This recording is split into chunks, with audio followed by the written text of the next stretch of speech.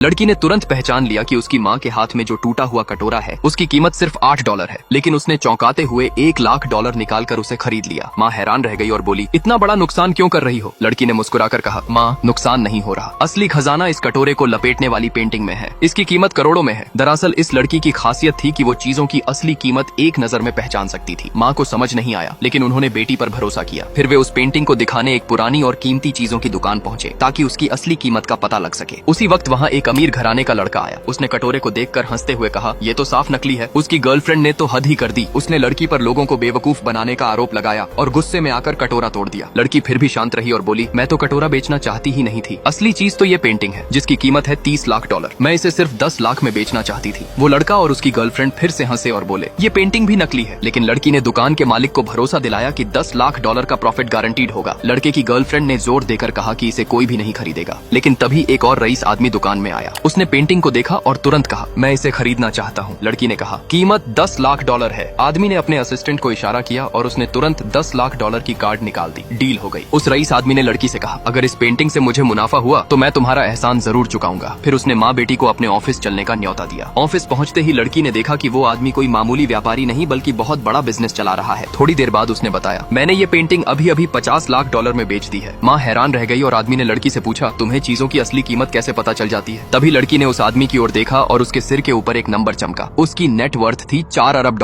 लड़की झट से उसे गले लगाकर बोली, अगर आप मेरे पापा बन जाएं तो मैं आपको अपना राज बता दूंगी। माँ ने तुरंत टोका, ऐसे बात नहीं करते। लेकिन उस आदमी ने मुस्कुराते हुए कहा, ठीक है, लेकिन पहले तुम्हें मेरे साथ एक नीलामी में चलना होगा। लड़की ने आत्मविश्वास से कहा, मैं आपको वहाँ सबसे चमकदार बना दूंगी। नीलामी में पहुँचते ही एक अजीब सा आदमी उस रईस के पास आया और बात करने की कोशिश करने लगा। आदमी ने शालीनता से बात की, लेकिन लड़की ने उस अजनबी के सिर के ऊपर देख लिया, वहाँ लिखा नंबर अचानक काला हो गया। इसका मतलब था कि उस अमीर आदमी पर अब दिवालिया होने का खतरा मंडरा रहा था।